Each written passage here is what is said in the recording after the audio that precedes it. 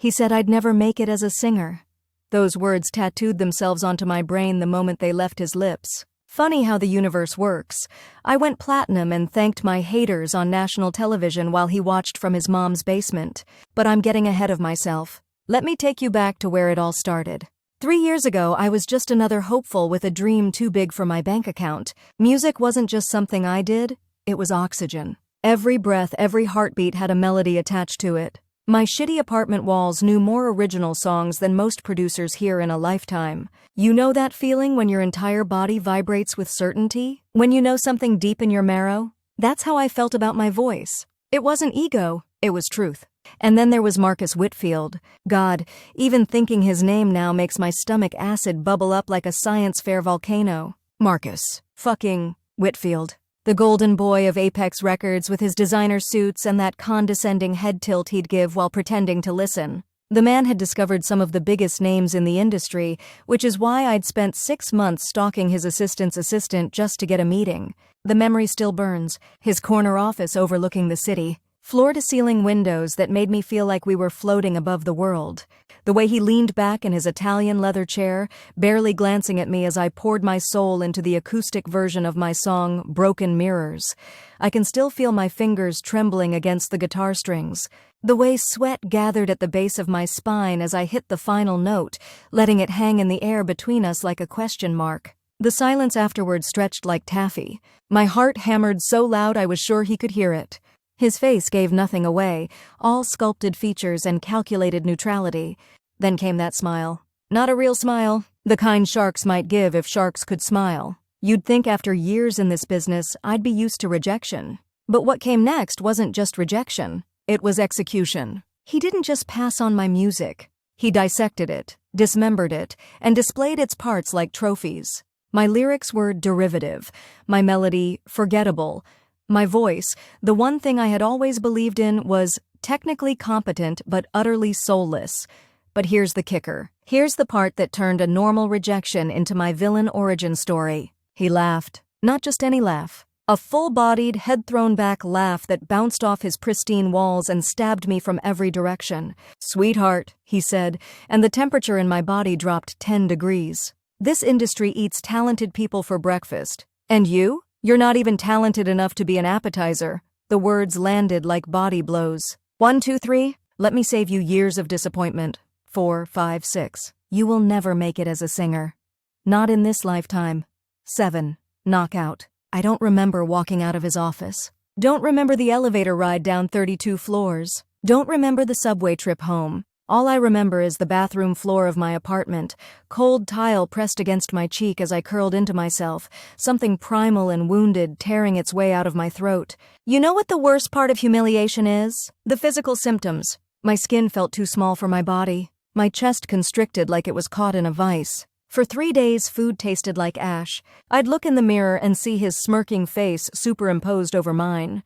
My roommate Tara found me on day 4, still wearing the same clothes from the meeting, surrounded by crumpled lyrics and empty wine bottles, her face swimming above mine, concern etching lines between her eyebrows. The way she pulled me up and forced me into the shower, cold water, hot shame, something inside me circling the drain.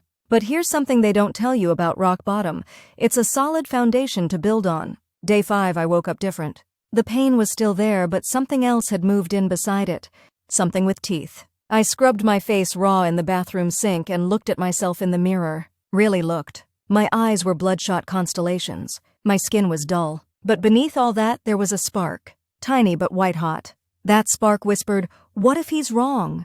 And just like that, rejection crystallized into resolve. I grabbed my phone and clicked on Marcus Whitfield's Instagram. Manicured, curated, perfect. Post after post of him with celebrities, champagne flutes raised in toast to their mutual success, his smug face reflecting back all he thought he knew about talent. I scrolled until my thumb cramped. Learning him, studying him, the artists he signed, the sound he preferred, the way he moved through the world like he owned the air rights to other people's dreams. And then I saw it. A post from 4 years ago. A young woman standing in a recording booth, headphones on, eyes closed in musical rapture. Caption, "Remember this face. Carly Maddox is going to redefine the industry." I recognized her instantly. Everyone would. Carly Maddox had been on the fast track to superstardom before her very public meltdown. 6 months after signing with Apex, she'd collapsed on stage during a showcase. Rumors of extreme pressure, unrealistic expectations, and creative differences with her producer, Marcus, swirled for weeks before she disappeared completely from the music scene. My fingers hovered over the screen, the connection forming in my brain like lightning finding the path of least resistance. Marcus didn't just reject talent, he consumed it, controlled it, and when it didn't bend to his vision, he broke it. Beneath her picture were hundreds of comments, recent ones, fans still wondering what happened. Some conspiracy theories about how Marcus had sabotaged her when she refused his advances. My heart thumped against my ribs like it was trying to escape. The spark inside me grew, feeding on the oxygen of this revelation. I wasn't the first person Marcus Whitfield had tried to destroy, but I could damn well be the last. I picked up my guitar, the same one I'd played in his office, and felt something shift in the room, in the universe, in me. He said I'd never make it as a singer. He had no idea what those words would create. I spent the next 48 hours in a Google rabbit hole so deep, I'm pretty sure I found the internet's basement. Turns out Marcus Whitfield had left quite the trail of broken artists behind him, not just Carly Maddox. There was Javier Rodriguez, a soulful guitarist whose debut album was shelved after creative differences. Devin Williams, whose EDM tracks got completely reworked and commercialized until they were unrecognizable. He quit music altogether and now sells insurance in Phoenix. Layla Chen, whose viral YouTube covers got her signed to Apex only to disappear into development hell for 3 years before being dropped. Pattern after pattern, story after story. Marcus finding raw talent, promising them the world, then either molding them into his vision or discarding them when they resisted. The more I read, the more my humiliation transformed into something useful, something that burned cleaner. Rage. Not the blind thrashing kind, the slow cooking kind that clarifies your thoughts like bourbon. I created a playlist of all these forgotten artists. Their original work, the stuff that had caught Marcus's eye before he tried to change them. I listened obsessively, hearing what he'd heard, understanding what he was drawn to, what he claimed to value before he crushed it. Then I listened to his success stories, the ones who made it through his machine, polished, marketable, and utterly forgettable. The difference was stark, like comparing a lightning strike to a department store lamp. By the end of the week, I'd filled an entire notebook analyzing his patterns, his weaknesses, his blind spots. I was becoming an anthropologist of assholery, and Marcus Whitfield was my primary subject. Tara found me at the kitchen table at 3 a.m., surrounded by empty coffee mugs and printouts of interviews where Marcus waxed poetic about authenticity while systematically destroying it in his artists. "This is getting scary," she said, stealing my coffee and grimacing at its coldness. "You look like you're planning a murder." I remember smiling up at her, feeling something close to peace for the first time since his office. Not a murder, a resurrection.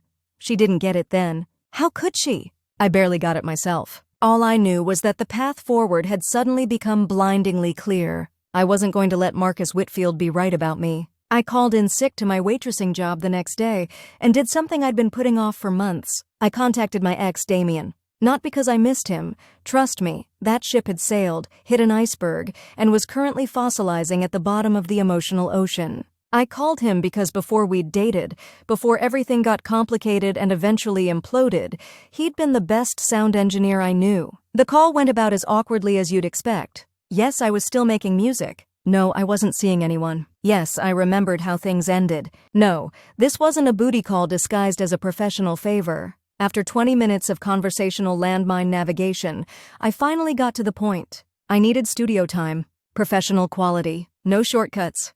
"I can't afford to pay you," I said, the words burning my pride on their way out. His sigh traveled through the phone like a physical thing. I could almost see him running his hand through that perpetually messy hair, debating whether helping me was worth the emotional complication. "Tuesday nights, 10 to 2 a.m. That's all I can give you."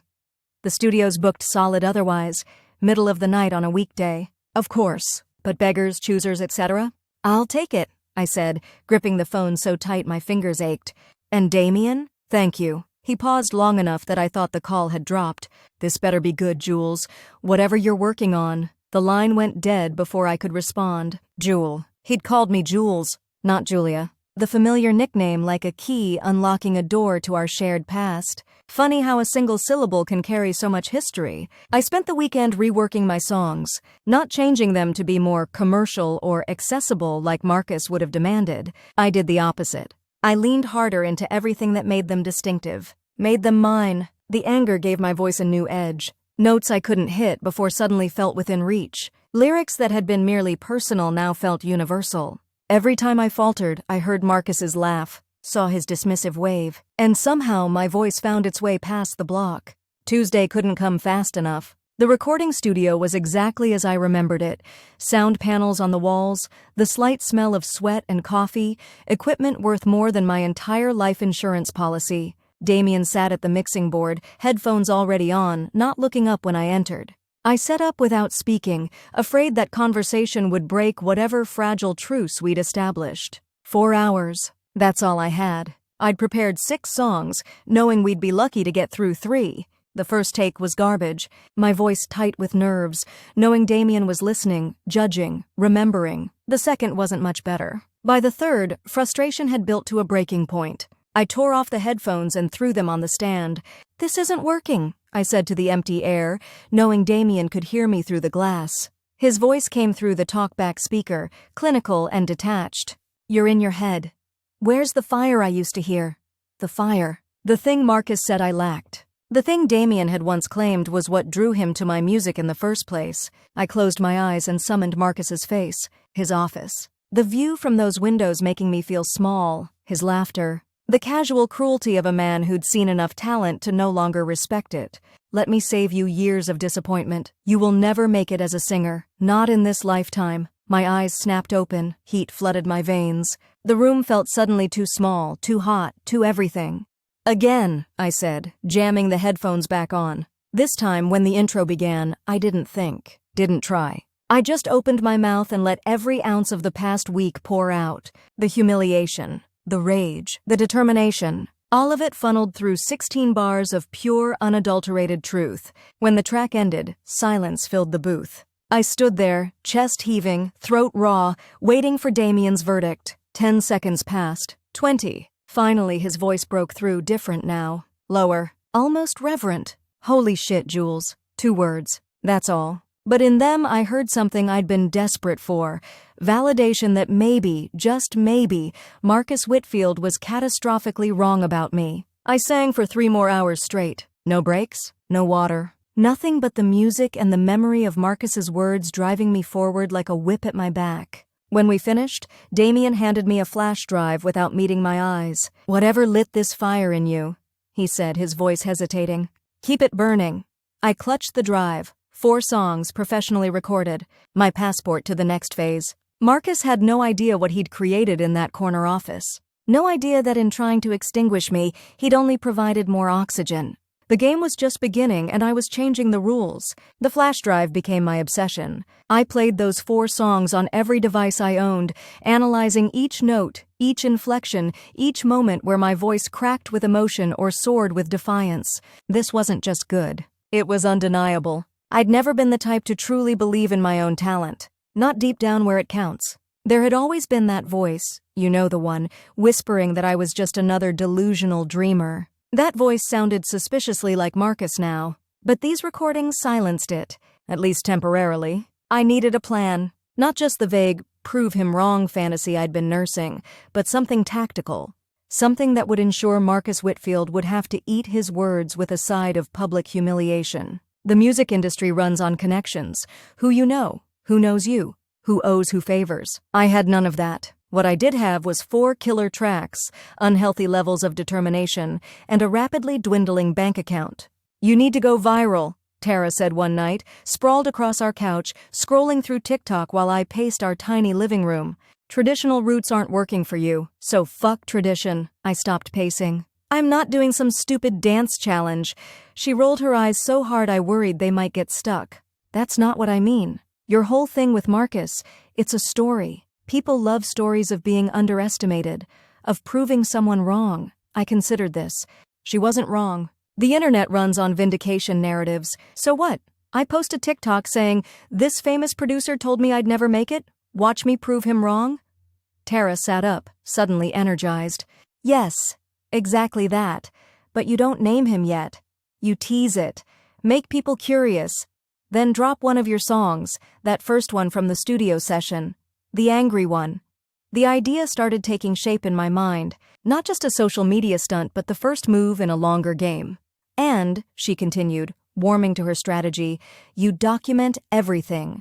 The journey, the setbacks, the small wins.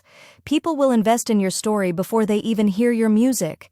By the time you reveal it was Marcus Whitfield, you'll have an army behind you. I sat down heavily beside her, the possibilities unfolding like a roadmap in my mind. That could actually work. She grinned, passing me her phone. Start now.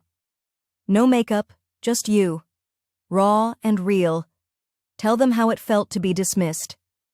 I stared at the camera, my reflection looking back at me. Tired eyes, determined mouth. A face on the precipice of something. 5 takes later, I had a 60-second video that made even Tara tear up. I didn't name Marcus. I didn't have to. I simply told the truth, how a renowned music producer had laughed in my face and told me I'd never make it as a singer, how it had broken me, and how I was putting myself back together with a purpose. This is for anyone who's ever been told they're not enough, I said to the camera, my voice steady despite the emotion building in my throat.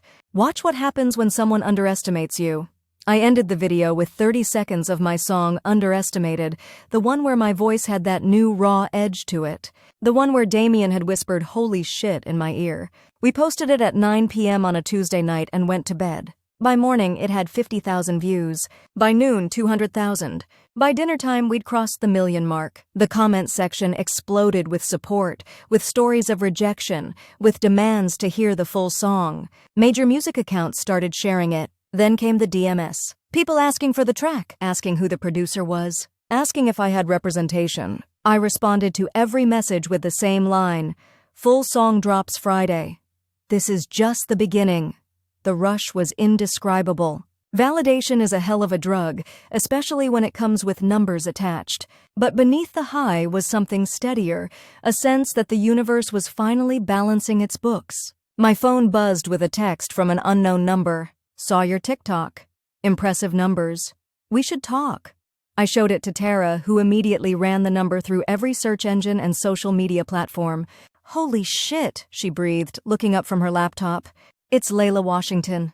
My heart stuttered. Everyone in the industry knew Layla Washington. Former R&B star turned producer and talent scout with a reputation for finding diamonds in the rough. She'd left one of the major labels to start her own boutique company, focused on artists who didn't fit the traditional mold. Artists exactly like me. I stared at the message until the words blurred. What do I say? My voice sounded small even to myself. Tara snatched the phone. You say yes, you absolute idiot. She typed a response and showed it to me. Thank you. I'd love to talk. When and where? Simple. Professional. Not revealing the fact that I was currently hyperventilating on our IKEA couch. 3 dots appeared immediately. My entire body tensed. Tomorrow, 10 a.m., Emerson Coffee on 9th. Come alone. Come alone. Like this was a spy movie. Like I had an entourage to begin with. I looked up at Tara, who was practically vibrating with excitement. Do you realize what this means? She asked, gripping my shoulders. If Layla Washington signs you, you won't just prove Marcus wrong. You'll do it with someone he respects. Someone he can't ignore. The pieces of the puzzle clicked into place. Layla had worked with Marcus early in her career. They'd had a falling out. Industry gossip suggested it was over her wanting more creative control for their artists. She'd gone on to build something authentic while he continued churning out commercial hits. If I signed with Layla, it wouldn't just be a victory. It would be poetry. That night I couldn't sleep. My mind raced with possibilities, with visions of success so vivid they felt like memories of a future already written. I imagined Marcus seeing my name on the charts, hearing my song on the radio, realizing that the voice he'd called soulless was connecting with millions. But beneath the fantasy ran a current of fear. What if this was a fluke? What if Layla heard my music and saw the same flaws Marcus had? What if this viral moment was all I'd ever have? At 3 a.m., I gave up on sleep and sat at our kitchen table with my notebook. I needed to be prepared. I needed to know exactly what I wanted from this meeting. By dawn, I had a clear vision. I didn't just want a record deal. I wanted creative control. I wanted my story, including Marcus's rejection, to be part of my public narrative. I wanted to use my music and my journey to expose the way the industry crushes authentic voices. I wanted revolution disguised as revenge. Tara found me there as sunlight crept through our windows, surrounded by pages of notes and strategy. She placed a coffee mug in front of me without a word, then sat across the table. "You know," she said finally, "this started as a way to prove that asshole wrong. But it's becoming something bigger, isn't it?" I looked up, meeting her eyes. "It has to be. If it's just about him, he still has the power. I need this to be about changing the whole system he represents." She nodded slowly, understanding dawning in her eyes. "You're not just after success. You're after impact." Exactly. The word felt right. Final. Like a mission statement. 6 hours later, I sat across from Layla Washington in a corner booth of Emerson Coffee, trying not to fidget as she listened to my 4 tracks with closed eyes and perfect stillness. Layla was everything her reputation suggested: sharp, focused, with an aura of absolute certainty about who she was and what she wanted. Her silver-streaked locks were pulled back in a sophisticated twist, her outfit simple but clearly expensive. No flashy jewelry, no obvious designer labels, just quality and confidence. When the last track finished, she removed the AirPods and fixed me with a gaze so penetrating I felt physically pinned to my seat. "That producer who rejected you," she said, her voice low and measured. "It was Marcus Whitfield, wasn't it?" My breath caught. "How did you—" "Because I know his type. And I know the fire that burns when he tries to extinguish someone." She leaned forward. "That fire is all over these tracks." I nodded, not trusting my voice. "You want revenge," she continued, not a question but a statement of fact. "You want to prove him wrong so badly you can taste it." Another nod. "Good." Her lips curved into a smile that reminded me of a predator sighting prey. Hunger makes for better art. But revenge is a short-term fuel. We need to think bigger. She pushed a folder across the table. Inside was a contract, not the traditional multi-album deal I'd expected, but something more innovative. A partnership, a platform, a promise of creative control with strategic guidance. "I don't just want to make you a star to spite Marcus," she said, tapping the contract with one perfectly manicured nail. "I want us to change how the industry works. Starting with exposing people like him." My heart hammered against my ribcage. This wasn't just an opportunity. This was destiny wrapped in legal terminology. "When can I sign?" I asked, trying to keep my voice steady. Her smile widened. "Not yet. Take it home. Read every word. Talk to a lawyer if you have one. I want you to know exactly what you're agreeing to." She stood, gathering her things with efficient movements. "One more thing," she said, pausing. "Marcus doesn't know what's coming. Let's keep it that way, for now." As I watched her leave, a calm settled over me. Different from the frenetic energy that had been driving me since that day in Marcus's office, this was the calm of absolute certainty. He said I'd never make it as a singer. He was about to become the architect of his own humiliation. The next 3 weeks were a blur of legal discussions, strategy sessions, and more coffee than any human should consume without medical supervision. Turns out Layla Washington wasn't just offering me a record deal, she was offering me a partnership in a carefully orchestrated takedown of industry gatekeepers like Marcus. The woman didn't just want to sign me, she wanted to weaponize my story. I was extremely okay with this. "The industry is changing," she explained during one of our marathon planning sessions in her sleek downtown office. "Social media has shifted the power balance. Artists don't need gatekeepers anymore. They need strategists." Her plan was brilliant in its simplicity. We would build my following organically through a series of releases and strategic storytelling, creating a narrative that resonated beyond just the music. Each step would bring us closer to the ultimate goal, a confrontation so public that Marcus couldn't ignore it. "We're not just selling your songs," Layla said, pacing the room with the energy of someone half her age. "We're selling your journey, the triumph over rejection, the middle finger to an elitist system." I signed the contract on a Thursday afternoon. My hand shook slightly as I scrawled my signature, the magnitude of the moment pressing down on me like a physical weight.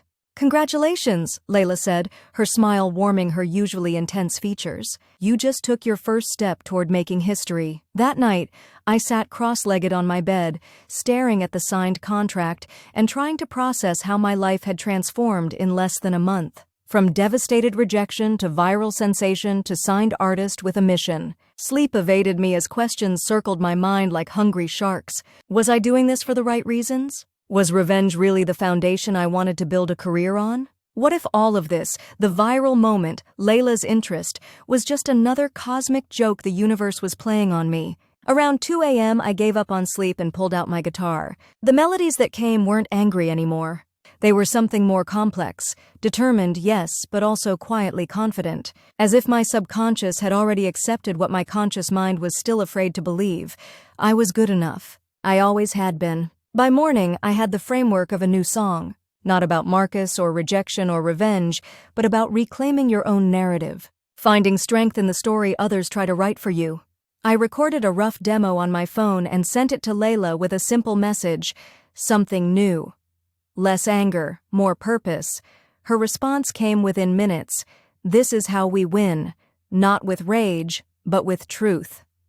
The following Monday, we launched Phase 1 of what Layla dramatically called Operation Phoenix. She had a flair for the theatrical that rivaled Broadway. My full song, Underestimated, dropped on all platforms, accompanied by a simple black and white video of me performing it in Damien's studio. No fancy production, no distractions. Just the raw emotion that had been lacking in my pre-Marcus rejection recordings. The response was immediate and overwhelming. The song hit 100,000 streams in the first day. Music blogs picked it up, playlists added it, comment sections filled with people connecting to the lyrics, to the story, to the authenticity. But what really sent things into overdrive was the TikTok challenge that spontaneously erupted.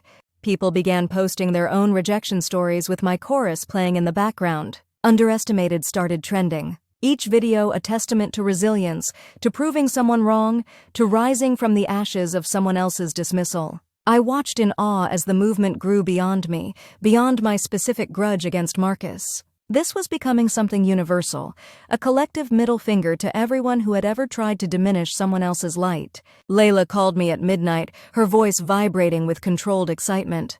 This is bigger than we anticipated. We need to accelerate the timeline. The next phase involved a strategic interview with an up-and-coming music podcast known for diving deep with emerging artists. The host, Maya Chen, had a reputation for asking questions that got past the typical PR barriers. I spent hours preparing with Layla, figuring out exactly how much to reveal. We decided I would acknowledge that my rejection came from a major industry figure, but still withhold Marcus's name. The goal was to build curiosity, to make people wonder who had been foolish enough to dismiss a voice that was clearly connecting with thousands. You want to play the long game? Layla advised. Let him hear the buzz around you. Let him wonder if you're the one he rejected. The anticipation will be more effective than an immediate confrontation. The interview went live on a Wednesday afternoon. By Wednesday evening, it had been clipped and shared across multiple platforms. My follower count doubled, then tripled. The streaming numbers for Underestimated spiked again. And somewhere in a corner office with a view of the city, Marcus Whitfield was starting to hear my name. I knew this because his executive assistant, Zoe, who, it turned out, had her own bone to pick with her boss, began feeding information to Layla through channels so secretive you'd think we were running an espionage operation instead of a music campaign. He asked about you this morning, Layla reported, reading from her phone during our weekly strategy meeting. Wanted to know if anyone had heard your stuff. Claimed he didn't remember meeting you. The lie should have angered me. Instead, it filled me with a cold satisfaction. Of course he claimed not to remember. His type never remembers the people they step on during their climb. Good, I said, surprised by the steadiness in my voice. Let him lie. It'll make the truth more devastating when it comes out. We continued building momentum over the next 2 weeks. I released a second track, Phoenix Rising. Layla's theatrical influence was clearly rubbing off on me. This one had a different energy, less raw anger, more empowered defiance. The production value was higher, showcasing my range and versatility. Music critics started paying attention. A few smaller labels reached out, not knowing I'd already signed with Layla. Streaming numbers climbed steadily. My follower count approached the 1 million mark. But the real game changer came from an unexpected source. Carly Maddox, yes, the Carly Maddox, Marcus's former protege who'd vanished from the industry after her public meltdown, slid into my DMs late one night. I know who rejected you, her message read, and I know exactly how to help you take him down. I stared at the message for a full 5 minutes, my heart pounding so hard I could feel my pulse in my fingertips. This wasn't just a random fan connecting with my story. This was someone who had walked through the fire of Marcus's manipulation and lived to tell about it. I immediately took a screenshot and sent it to Layla. Her response was immediate. "Call me. Now." 3 hours and 1 emergency strategy session later, we had completely recalibrated our plan. Carly didn't just want to share her story, she wanted to collaborate, to combine our voices in a way that would be impossible for the industry and Marcus to ignore. "This isn't just about revenge anymore," Layla said, her eyes gleaming with something that looked dangerously close to revolutionary fervor. "This is about justice, about changing the power dynamic in an industry that's protected men like Marcus for decades." The pieces were falling into place faster than I could have imagined. My personal vendetta was evolving into something that felt like a movement. That night, I sat at my window, watching the city lights and contemplating how far I'd come from that bathroom floor, where I'd curled up in humiliation. The anger was still there, but it had transformed into something more productive, more focused. Marcus Whitfield had unknowingly set me on this path when he told me I'd never make it as a singer. He'd created the very thing he'd dismissed. And soon, very soon, he'd have to face the consequences of his misjudgment. The stage was set. The players were in position, and the real show was about to begin. Meeting Carly Maddox in person was like coming face to face with a ghost, not because she looked spectral, but because the music industry had done its best to make her disappear. We met at Layla's private recording studio, a converted warehouse space with exposed brick walls and sound equipment that probably cost more than my entire existence. I arrived early, jittery with nerves and possibility, pacing the hardwood floors and practicing what I'd say to someone who'd walked the path I was just beginning. When she walked in, I almost didn't recognize her. Gone was the glossy pop princess from the Instagram photos in Marcus's office. This Carly had short, choppy hair dyed a defiant shade of purple. No makeup, combat boots, eyes that had seen the industry's darkest corners and survived to tell about it. "So you're the one making Marcus nervous," she said, skipping the pleasantries and extending her hand. About fucking time someone did. We talked for hours. About Marcus, about the industry, about how rejection can either crush you or forge you into something unbreakable. Carly's story was both heartbreaking and infuriating, how Marcus had systematically dismantled her confidence while rebuilding her image into something marketable, how he'd isolated her from friends and family, how he'd taken her raw, authentic sound and processed it into musical fast food. "The collapse everyone saw?" she said, picking at a loose thread on her ripped jeans. "That wasn't a breakdown. It was a breakthrough. I finally saw what he was doing to me, to my music. I couldn't pretend anymore." She'd walked away at the height of her career, breaking her contract and risking financial ruin rather than continuing under Marcus's thumb. The industry had labeled her unstable, difficult, ungrateful. Classic character assassination? "And now?" I asked. A slow smile spread across her face. "Now I make music on my terms. Small but loyal following. Creative freedom. No more panic attacks before studio sessions." She pulled out her phone and played me something, a haunting track that showcased her voice in ways Marcus's production never had. Raw, vulnerable, undeniably powerful. "This is what he tried to bury," she said, her eyes never leaving mine. "This is what we're going to bring back to life. Together." Our plan evolved from revenge to revolution.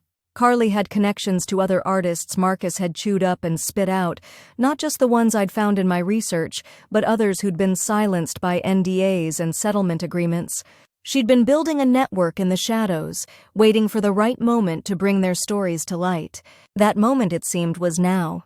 Layla's strategic brilliance combined with Carly's insider knowledge created something none of us could have orchestrated alone. We would release a collaboration track, Carly and me, with subtle contributions from other Marcus casualties, a musical middle finger masquerading as a chart-worthy hit. "We're calling it Gatekeepers," Layla announced during one of our strategy sessions. Direct enough to send a message, vague enough to avoid legal issues. The recording process was cathartic chaos. 5 formerly silenced artists crowded into Layla's studio, each contributing their unique sound to what was becoming less of a song and more of a manifesto. Lyrics that called out industry manipulation without naming names. A bridge that sampled rejection phrases we'd all heard, distorted and remixed into something empowering. My verse was the most direct, a lyrical recreation of my meeting with Marcus, thinly veiled but recognizable to anyone who knew the story. When I finished recording it, the control room erupted in applause. "He's going to shit actual bricks," Carly said, her grin decidedly unsympathetic. Behind the scenes, Layla was orchestrating a media strategy so precise it could have been military. Targeted leaks to industry blogs, cryptic social media posts from all involved, a documentary crew coincidentally capturing our collaboration process. The goal wasn't just to release a successful track. It was to create a cultural moment that would force accountability in an industry that thrived on its absence. 2 days before the scheduled release, I received a text from an unknown number. "This is Marcus Whitfield. We should talk before you do something you'll regret." My hands shook so hard I nearly dropped my phone. After weeks of strategy and build-up, seeing his name on my screen felt surreal, like a fictional villain had suddenly stepped off the page. I showed Layla immediately. "Perfect," she said, her eyes gleaming with tactical satisfaction. "He's scared. Now we control the narrative." Under her guidance, I crafted a response designed to unsettle him further. "I'm only doing what you taught me, Marcus, using rejection as motivation. But you're right. We should talk. After the song drops. I want you to hear it first." His reply came instantly. "Don't play games, Julia. This isn't how the industry works." I couldn't help but laugh at the irony. Games were exactly how the industry worked. He'd just always been the one setting the rules. "Watch me," I texted back, then blocked his number. The night before Gatekeepers was scheduled to drop, I barely slept. Not from fear, but from electric anticipation. We'd arranged for the track to premiere on a popular morning radio show, followed by an interview where Carly and I would tell our stories without holding back. As dawn broke, I stood at my apartment window watching the city wake up, unaware that the music landscape was about to shift beneath its feet. My phone chimed with a text from Carly. "Ready to make history?" For the first time since this journey began, I felt completely certain. This wasn't just about proving Marcus wrong anymore. It was about proving everybody like him wrong, about creating space for authentic voices in an industry that mass-produced conformity. I texted back, "Born ready." When Gatekeepers hit the airwaves at 8:15 a.m., I was sitting in the radio station's green room with Carly, listening as the hosts introduced the track with the reverence usually reserved for established artists. The opening notes filled the room, Carly's haunting vocals layered over a sparse beat, building slowly toward my entrance. When my voice joined hers in the pre-chorus, something magical happened. Our different tones, her smoky alto and my clearer soprano, created something neither of us could have achieved alone. By the final chorus, where all 5 artists' voices merged in harmonized defiance, I was crying. Not the broken tears from Marcus's office floor, but something cleansing, validating. The song ended. 3 seconds of radio silence followed, the kind that signals impact. Then the host's voice, slightly awed. "Well, damn. I think we just witnessed something important happen in music." Carly Maddox and Julia Reeves are here in studio to talk about this collaboration and the story behind it. "Ladies, that was... I don't even have words." Carly squeezed my hand as we put on our headphones, preparing to enter the studio.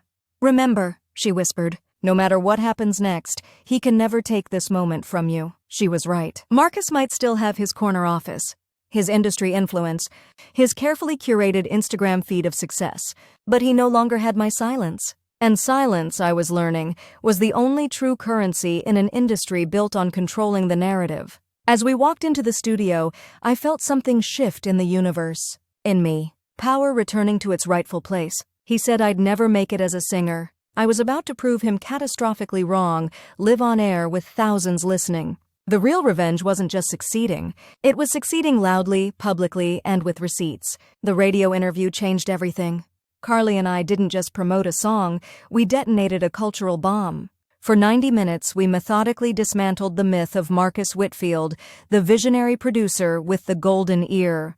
Without ever directly accusing him of anything legally actionable, we painted a vivid picture of emotional manipulation, creative sabotage, and systematic destruction of artistic confidence. He told me my voice was technically competent but utterly soulless.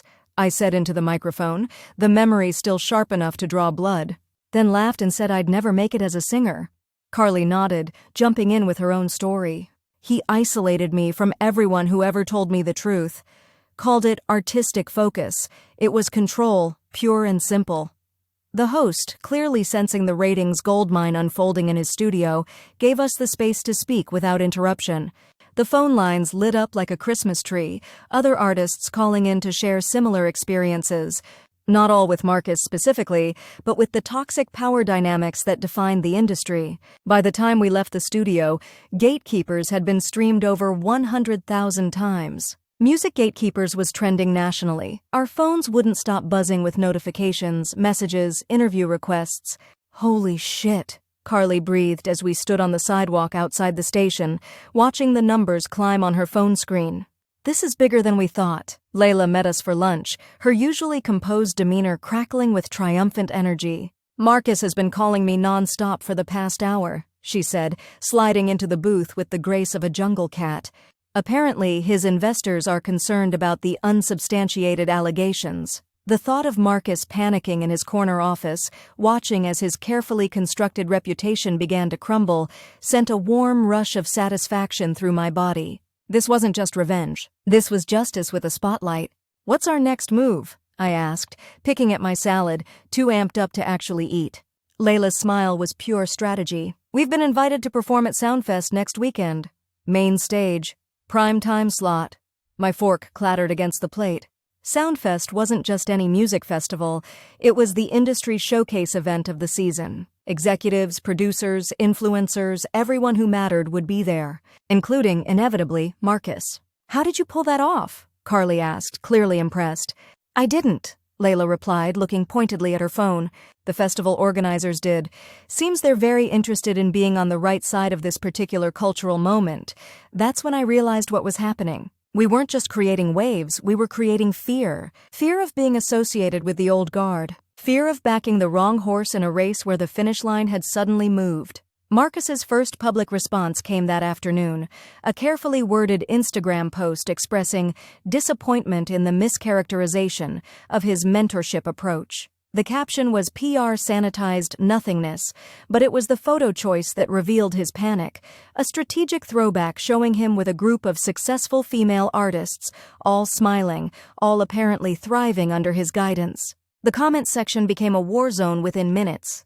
Where's Carly in this pic? Oh right, you destroyed her career. Julia Reeves's voice is fire. Imagine calling that soulless Elma ooh. Funny how dudes always call it mentorship when women call it manipulation.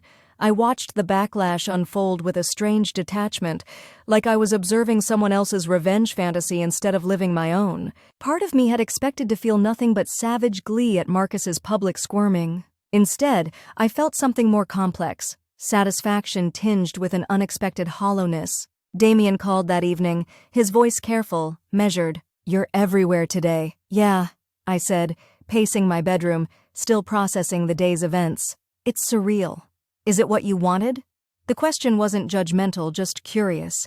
I paused, considering. I don't know what I wanted anymore. It started as revenge, but now it feels like responsibility? Like I accidentally started a movement and now I have to see it through. His low chuckle warmed something inside me. That's very you, Jules. Even your revenge becomes a social justice project. The week leading up to Soundfest passed in a blur of rehearsals, interviews, and strategic planning. Gatekeepers continued its meteoric rise, reaching over 2 million streams and landing on Spotify's Viral 50 chart. Major labels started calling Layla, trying to poach me with ridiculous offers. Music blogs published think pieces about industry power dynamics, frequently citing our song and stories. Marcus attempted damage control through his connected media friends, planted stories questioning my motives, suggesting I was using him for publicity, implying I was difficult and entitled. Classic industry tactics to discredit women who speak out. But the narrative had shifted too far. His usual playbook wasn't working. For every critical piece, 10 supportive ones emerged. Artists I'd admired for years were publicly supporting us. The hashtag number Believe artists gained traction alongside music gatekeepers. The night before Soundfest, I couldn't sleep. Tomorrow would be my largest audience ever, not just the festival crowd, but the live stream viewers, the industry heavyweights, the potential for this performance to define the next phase of my career. And somewhere in that audience, Marcus Whitfield would be watching, possibly plotting his countermove, definitely seething. I called Carly at 1 a.m., half expecting to wake her. She answered immediately. "Can't sleep either, huh?" Her voice sounded stronger than when we'd first met, more assured, less haunted. "I keep thinking about tomorrow," I admitted. "What if I choke? What if my voice cracks? What if this whole thing backfires?" "Then we'll have still done something that matters," she said simply. "Look, Julia, the win isn't just about perfection tomorrow. The win already happened when we decided not to stay silent." She was right, of course. Whatever happened on that stage, Marcus could never unhear gatekeepers, could never unsee the public support rallying behind us, could never return to his comfortable position of unquestioned authority. The festival grounds were a sensory overload. Too many people, too much noise, too much of everything. Backstage was marginally calmer, but still buzzing with technicians, performers, and the controlled chaos of a major music event. Our performance slot was scheduled for 7 p.m., just as the sun would begin to set, the golden hour both literally and metaphorically. Perfect timing for what Layla had planned. An hour before showtime, Damien appeared backstage, looking out of place among the festival crowd in his usual black t-shirt and jeans. "What are you doing here?" I asked, genuinely surprised to see him outside his natural habitat of dark recording studios. He shrugged, hands in his pockets. "Thought you might want friendly faces in the crowd." The simple gesture nearly undid me. In the whirlwind of revenge and revolution, I'd almost forgotten about the people who'd been there before Marcus, before the viral moments, before any of this madness began. "Thank you," I said, meaning it with my entire being. As we prepared to take the stage, Carly pulled me aside, her expression serious. "He's here. 3rd row, VIP section, right side of the stage." My stomach dropped. Of course he was here. Marcus wouldn't miss the opportunity to assess the threat, to calculate his next move. What I hadn't expected was the physical impact of knowing he was so close, my palms instantly sweaty, my heart rate accelerating like I'd mainlined espresso. "Good," I said, forcing steadiness into my voice. "I want him to see this up close." The roar of the crowd as we walked on stage was deafening, a physical wall of sound that hit my body like a wave. The sea of faces stretched into what looked like infinity, phones raised to capture every moment. Under normal circumstances, I might have frozen in terror. But these weren't normal circumstances. This was the culmination of a journey that had begun on Marcus's office floor. This was my resurrection narrative made manifest. As the opening notes of Gatekeepers filled the massive space, I found myself scanning the VIP section. And there he was, Marcus Whitfield, arms crossed, face carefully arranged into neutral observation. Our eyes locked for a heartbeat, and I saw something flash across his features. Recognition, wariness, maybe even the faintest trace of respect. In that moment, something shifted inside me. The revenge that had fueled this journey suddenly felt secondary to what was happening on that stage, to the connection with the audience, to the authenticity in every note Carly and I sang, to the pure joy of making music that mattered. I turned away from Marcus and toward the thousands who had come to listen, who had connected with our story, who were part of something bigger than one producer's bad judgment or one singer's quest for vindication. And then I sang, not for Marcus, not even against Marcus, but for myself, for Carly, for every artist who'd ever been told they weren't enough. The performance transcended revenge. It became revelation. When we hit the final chorus, the entire crowd was singing with us, thousands of voices joining in a collective rejection of gatekeepers and their power to define worth. The energy was electric, transformative, bigger than any individual on that stage or in that audience. As the last note faded, I found myself looking back at the VIP section, curiosity overriding my earlier determination to ignore Marcus. But his seat was empty. He'd left before the song ended. In the movies, that would have felt like victory, the villain slinking away in defeat. In reality, it felt complicated, incomplete. Like a conversation cut short before reaching its natural conclusion. Backstage, amid the congratulations and adrenaline crash, I checked my phone to find a text from an unknown number. My office. Tomorrow. 10 a.m. We should talk. No signature. None needed. Only one person would expect me to know exactly which office, exactly which building, exactly which floor.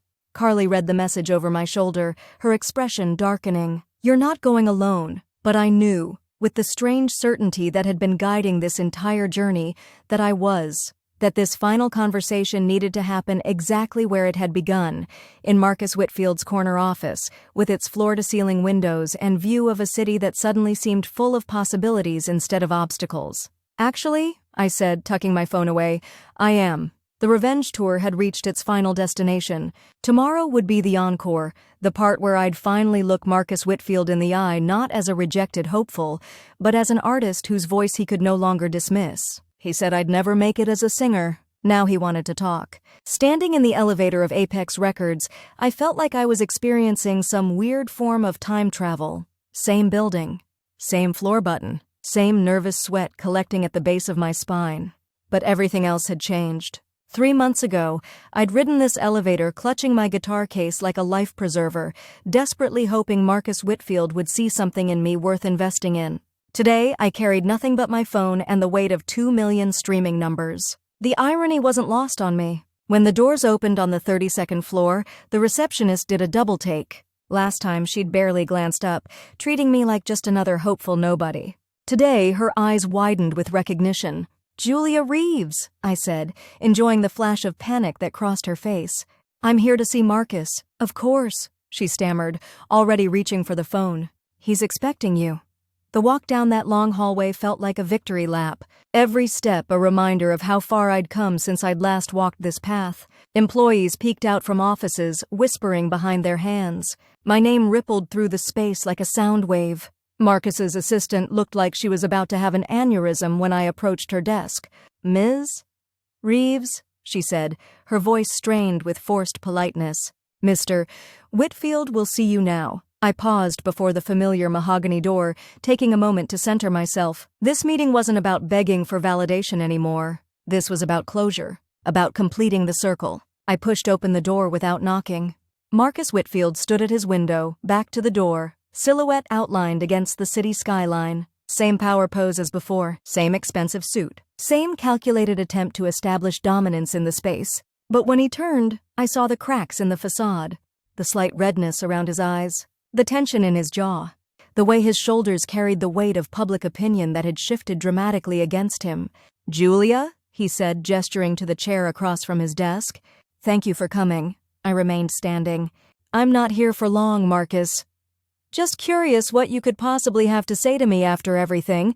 He sighed, moving to his desk chair but not sitting. I thought we should clear the air. Professionally, I laughed. A genuine, unsuppressed sound that bounced off his pristine walls. Professionally? That's rich coming from the man who told me I'd never make it as a singer. What exactly was professional about that? His jaw tightened.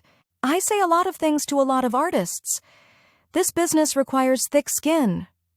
No, I countered, finally taking the seat across from him, leaning forward with newfound confidence. This business requires honesty, respect, recognition of authentic talent.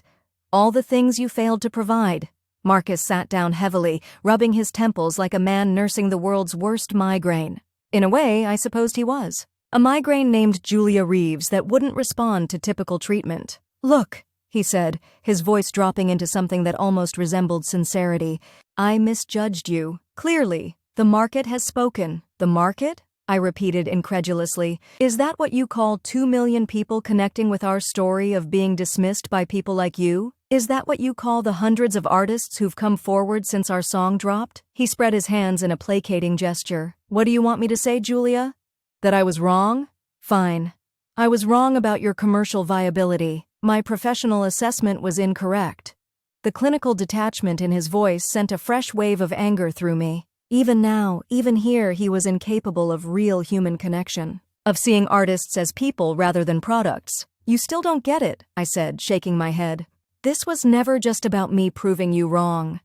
This is about changing how the industry treats artists. This is about accountability for people in positions of power who destroy creativity instead of nurturing it. Something shifted in his expression, a flicker of understanding quickly suppressed. So this crusade of yours, with Carly, with Layla Washington. This is what? Some kind of industry revolution?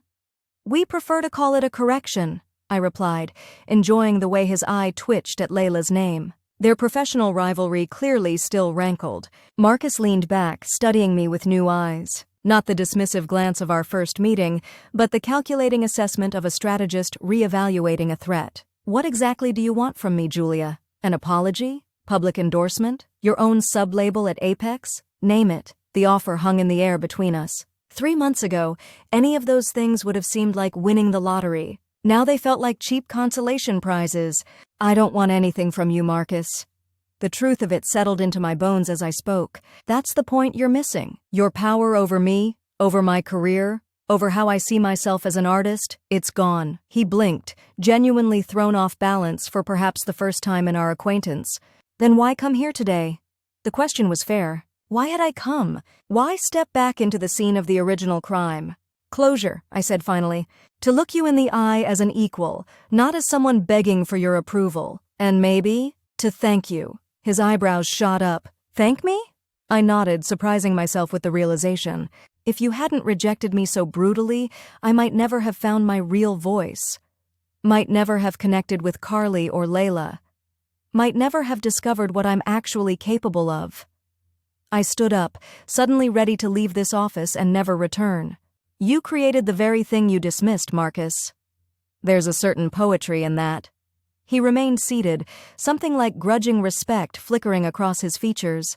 For what it's worth, your performance at Soundfest was impressive.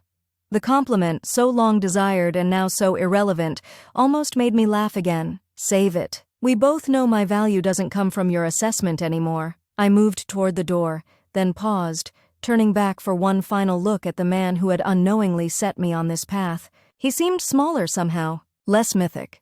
Just a man behind a desk, clinging to an outdated vision of how the music industry should work. Goodbye, Marcus. I'd say keep an eye out for my next release, but something tells me you'll be watching regardless. As I walked out of his office, the weight I'd been carrying since that first rejection finally lifted completely. The need for his validation, for his acknowledgement, for his regret, all of it dissolved like smoke. In the elevator down, I pulled out my phone and found 17 missed texts.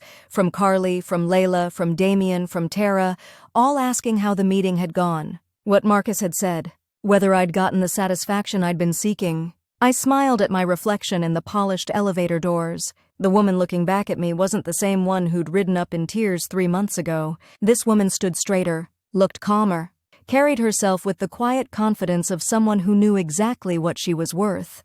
The revenge I'd thought I wanted had transformed into something more valuable, freedom from needing anyone else's approval to recognize my own talent. Outside on the sidewalk, the summer sun hit my face like a spotlight.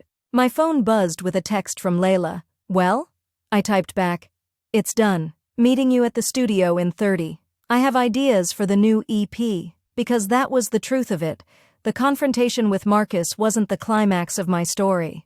It was just a necessary closing of one chapter before the real work began.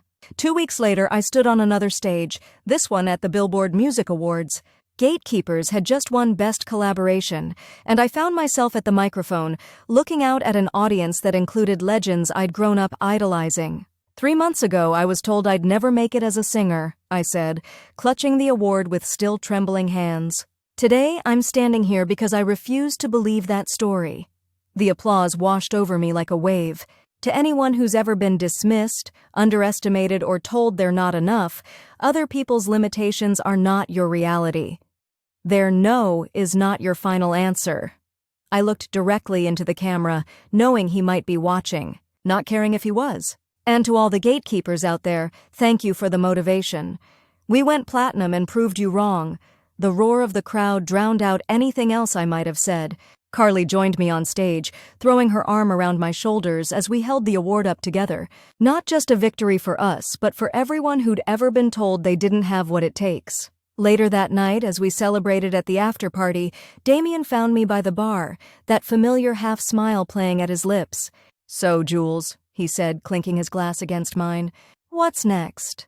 I looked around at the room full of industry power players, many of whom had suddenly discovered they'd always been fans of my work. At Carly, laughing with a group of younger artists who looked at her with reverent eyes. At Layla, deep in conversation with executives who had once dismissed her vision. Next, I said, feeling the future unfold before me like an endless road, we change everything. Marcus Whitfield had told me I'd never make it as a singer. He was wrong about that, just as he'd been wrong about so many others before me. But in his wrongness, he'd inadvertently created something powerful, a voice that refused to be silenced, a movement that refused to be stopped.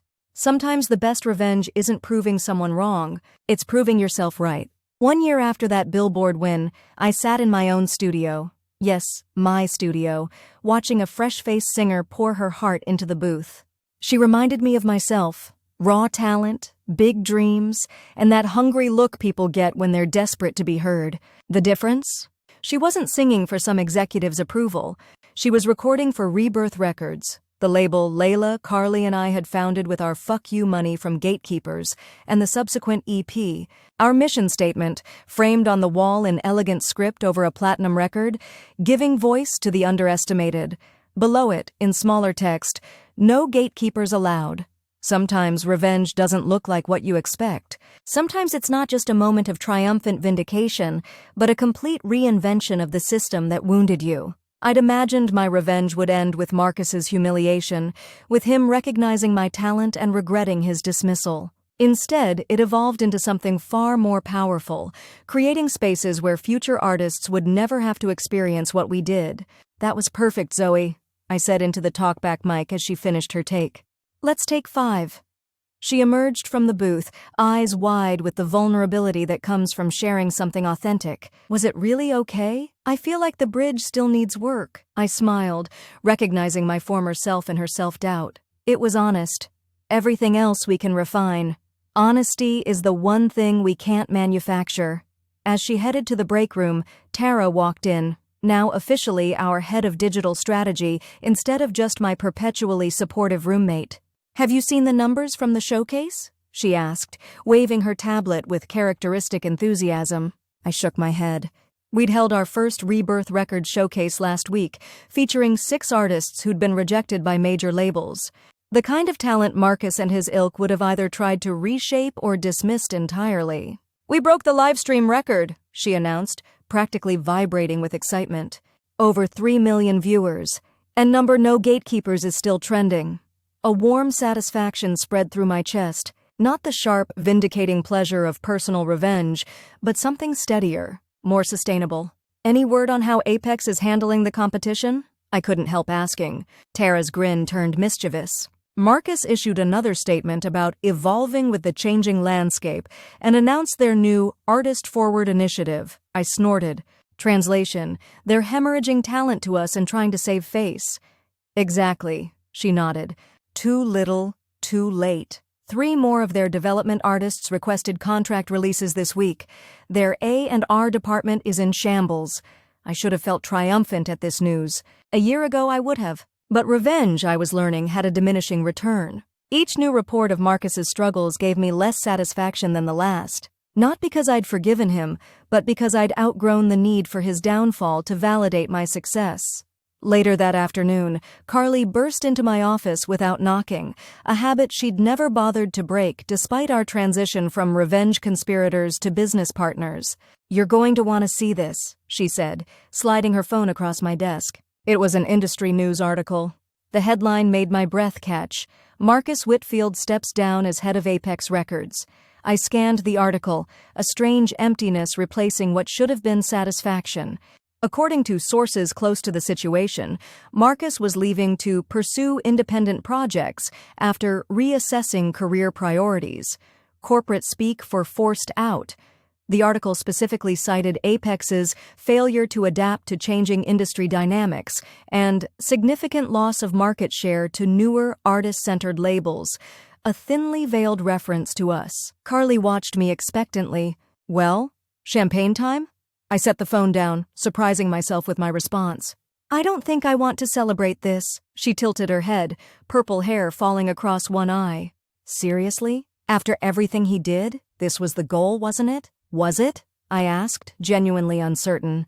I thought it was at first, but now it feels hollow. Carly dropped into the chair across from me, studying my face. You're having a moral crisis about your revenge success. That's very on brand for you, Julia.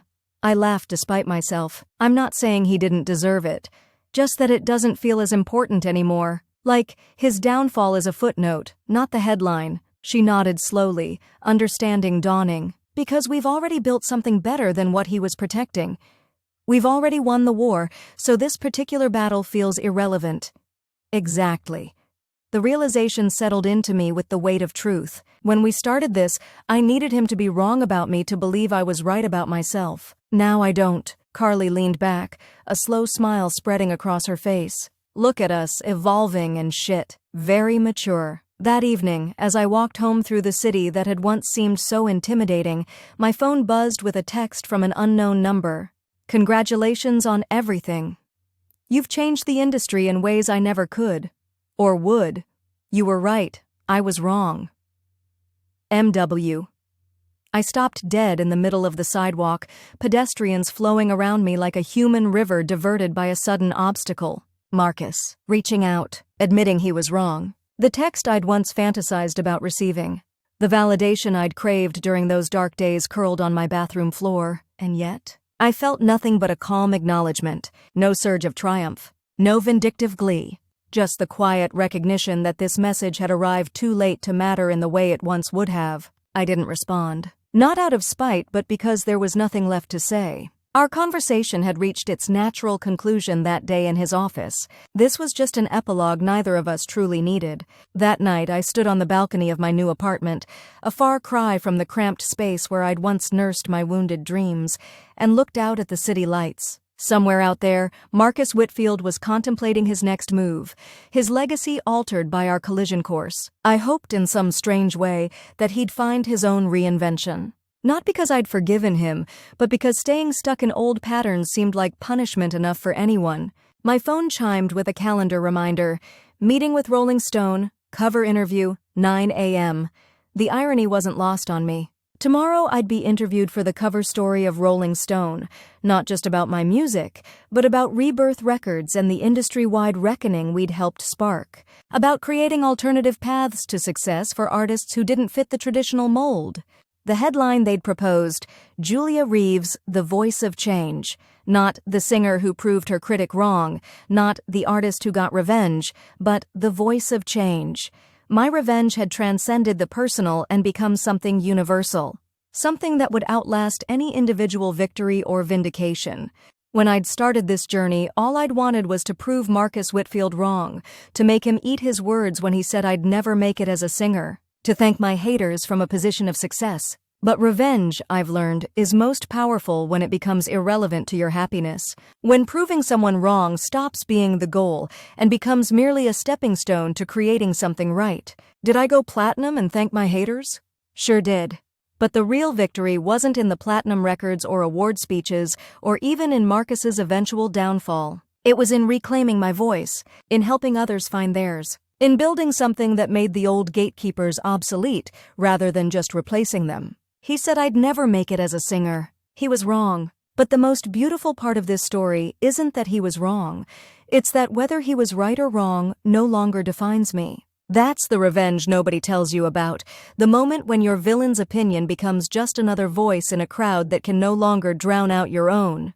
5 years to the day after Marcus told me I'd never make it as a singer, I found myself back in the elevator of the Apex Records building. Not for revenge. Not for validation. Not even for nostalgia. I was there to buy the place. Life has a funny way of writing endings you'd never pitch in a writer's room. Too on the nose. Too perfect. The former nobody purchasing the empire that once rejected her? Even I would roll my eyes at that plot twist. Yet here I was, heading to the top floor where the conference room waited with lawyers, paperwork, and the ghost of a humiliation that no longer haunted me. Rebirth Records had grown from our passionate side project into an industry powerhouse. We'd signed 38 artists, launched 15 breakthrough careers, and accumulated enough Grammys to use as doorstops.